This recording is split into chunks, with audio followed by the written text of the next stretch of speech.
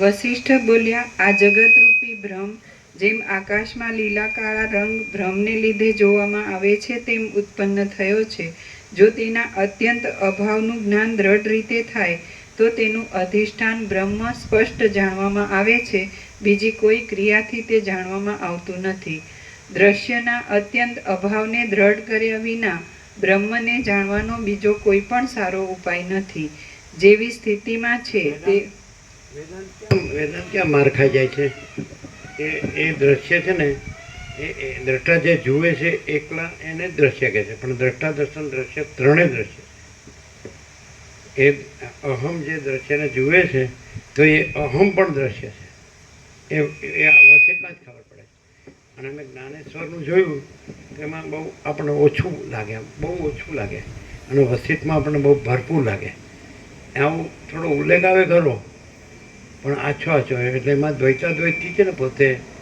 એટલે વિઠ્ઠલ પોતાના ઈષ્ટ છે એવું. એટલે પોતે જ્ઞાનના ઈશ્વર ખરા, પણ આમ આપણને આમ પૂરો સંતોષ ભરપૂર ન લાગે. યોગમાં આપણને ભરપૂર મળે એમ.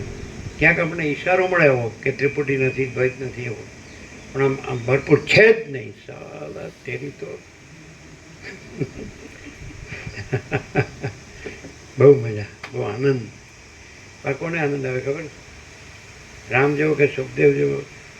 અહીં તો રામ ને સુખદેવનો સવાલ નથી. આ તો જો હે સો હે. એટલે એમાં તો એ થોડું સાક્ષી ભાવથી છે, તુર્ય ભાવથી છે. એ તો તુર્યાતીત છે એટલે ડાયરેક્ટ. એટલે એ તો, અને આમાં એકચ્યુઅલી ભલે તુર્યવાળાને સમજાવવા તુર્યથી વાત કરી હોય તો પોતે તુર્યાતીત જ છે. એટલે તુર્યાતીતને તો આમાં તુર્યાતીતનો જ આનંદ આવે. અમને આમાં અમે તુર્યાતીત છીએ અને વસિત તુર્યાતીત છે. એટલે અમે તો તુર્યાતીતના નો આનંદ છે અમને. અમારે રામને સુખદેવને પ્રશ્ન છે, એમને અંદર પ્રશ્ન નથી પણ બહાર પ્રશ્ન છે. કેમ દેખાય છે? આપણે તો સવાલ જ નહીં. પોતામાં બીજું વળી ક્યાંથી દેખાય? અરે તમને ભ્રમ હોય ને અહંકારનો, જો તુર્યાતીતની વાત છોડી દો ને તુર્યની વાતે છોડી દો, તો અહંકારનો ભ્રમ છે ને એ પોતાને બરાબર જુએ તો અહંકારના ભ્રમમાં અહંકારના ભ્રમ વિના બીજું નહીં દેખાય. તુર્યાતીત નહીં, અહંકારનો ભ્રમ એમ કે બોલો બરાબર છે, તો પોતામાં અહંકારના ભ્રમ વિના બીજું નહીં દેખાય. તો તુર્યાતીત તો બીજું હોય જ ક્યાંથી? અહંકારનો ભ્રમ એમ કે મારામાં દેહ છે, દ્રશ્ય છે, હું છે, મારું છે, નથી. બોલો જીતું ખબર પડે. અહંકારના બ્રહ્મા પોતામાં પોતે જ છે. અહંકારનો ભ્રમ જ છે. એ તો ભ્રમ છે, કાંઈ નથી. પણ તો તુર્ય તો એ તો, અને તુર્યાતીત એ તો અહંકારના ભ્રમ વગરનું છે, જગતના ભ્રમ વગરનું છે. તો એમાં તો બીજું હોય જ ક્યાંથી? વગરનું છે અહીંયા જ કહેવાય ગયું કે ભાઈ બીજું છે જ નહીં, અને પોતે જ છે. તો એ પરમ ચિદાકાશ પરમ જ્યોતિ અખંડ જ્યોતિ છે. મને ખબર પડે આ નિત્યાનુત્તમ પ્રકાશ નહીં ખ્યાલ. જગતના બ્રહ્મમાં પણ જગતના ભ્રમ વિના બીજો ભ્રમ નથી. તો પછી તુર્યાતીતમાં તો બીજો ભ્રમ હોય જ ક્યાંથી? એ તો નથી પર છે, નથી રહિત છે. જગતના બ્રહ્મમાં પણ જગતના ભ્રમ વિના બીજું કાંઈ નથી. સ્વપ્નના બ્રહ્મમાં પણ સ્વપ્નના ભ્રમ વિના બીજું કાંઈ નથી. સમજાય? તો પછી જે નથી પર છે, નથી રહિત છે, એમાં તો પછી કહેવા પણ ક્યાં છે? નથી. એમ નથી જ. બોલો કેમ છે? આકાશના બ્રહ્મમાં પણ આકાશના ભ્રમ વિના બીજો ભ્રમ નથી. અને આકાશથી પૃથ્વી સુધી આખો અખિલ સચરાચર જે કંઈ આખો દ્રશ્ય પ્રપંચ એ બ્રહ્મમાં પણ એ ભ્રમ વિના બીજું કાંઈ નથી. બ્રહ્મમાં ભ્રમ વિના બીજું કાંઈ નથી. તો બ્રહ્મમાં તો બ્રહ્મ વિના બીજું હોય જ ક્યાંથી? અમને બોલતા નથી આવડતું બરાબર.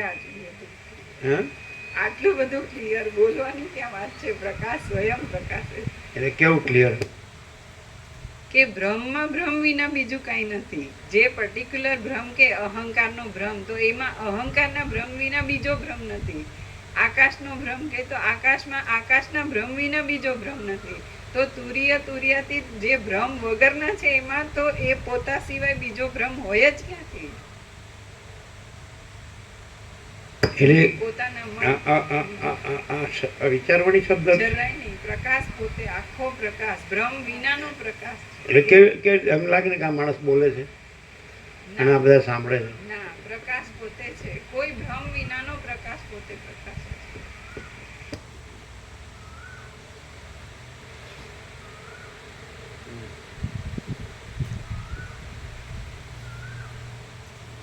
અને પાછું એક દેહમાં હોય ને જે હું, તો એ પાછા બીજા દેહનો હું નહીં, આ દેહનો હું જ હું. બોલો કેવો પરીક્ષિત, કેટલો સંકોચિત અને કેટલો મિથ્યા અને કેટલો જડ, એમ સમજાય છે. એમ હું અને પાછો એ હું પાછો હું બ્રહ્મ છું ને હું પરમાત્મા છું. હા, આ દેહમાં હું જો પાછો બીજો કે હું તો એક જ છે ને, તમે હું છો ને હું છું. નહીં, એ નહીં, આ દેહમાં હું જ હું.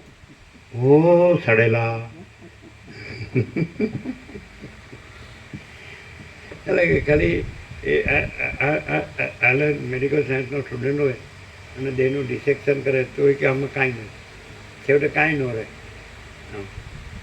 તો એને હું કહે, અને હું ને બ્રહ્મ કહે ને પરમાત્મા કહે. એ કેવી રીતે એને પોતાને કેવી રીતે ખબર પડે એ હુંનો ભ્રમ છે અને જગતનો ભ્રમ છે, આ બધો આખો ભ્રમ છે. તો એને કેવી રીતે ખબર પડે કે આ ખરેખર સાલો ખોટો ભ્રમ જ છે, કાંઈ છે જ નહીં. ચાલો એમાં કોઈ સાર નથી, કોઈ વસ્તુ જ નથી. એને કેવી ભ્રમને કેવી રીતે ખબર પડે કે આ ભ્રમ પોતે આ ભ્રમ કાંઈ નથી. બ્રહ્મને પોતાની જ અંદર અપૂર્ણતાનો એક કાયમનો અભાવનો એક અહેસાસ હોય અને એ સતત બદલાતો રહેતો હોય, એ બ્રહ્મને ખબર હોય અને એ આ પ્રકાશથી ખબર પડે.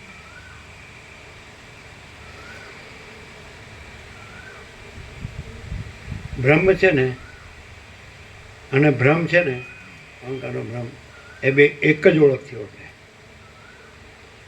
બ્રહ્મ છે ને તો એ છે ને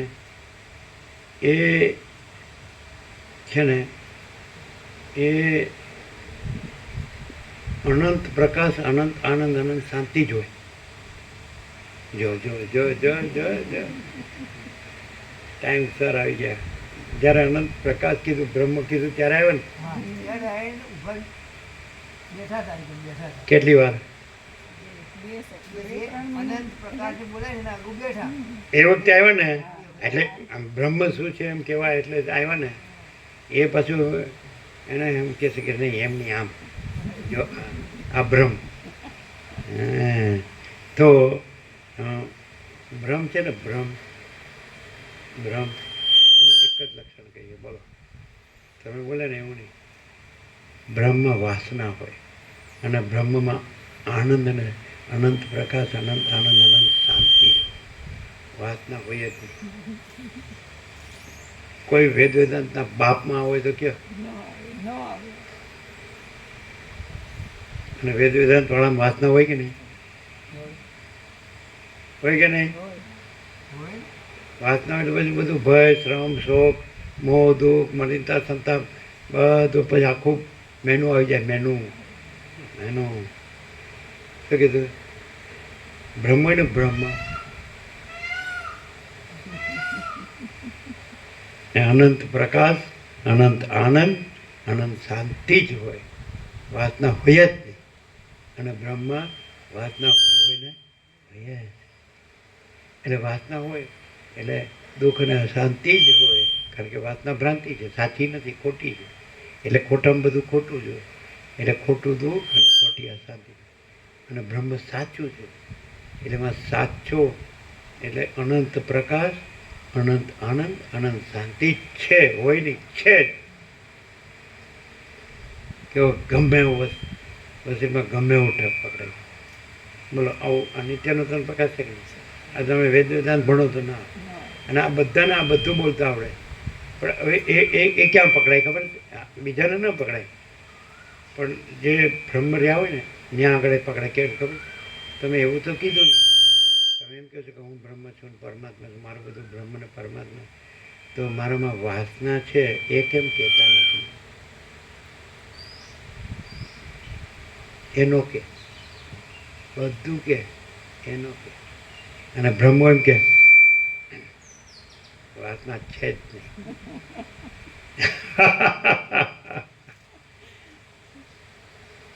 એવું લાગે કે કોઈ પણ માણસ આવું બોલી શકે, એમાં શું? કેમ? હવે સાંભળ્યો એટલે બોલીએ કે ને, બોલે એ ન ગણાય, એ હું રહ્યો છે એમ બોલે કે બ્રહ્મમાં વાસના નથી, પણ પોતામાં વાસના હોય.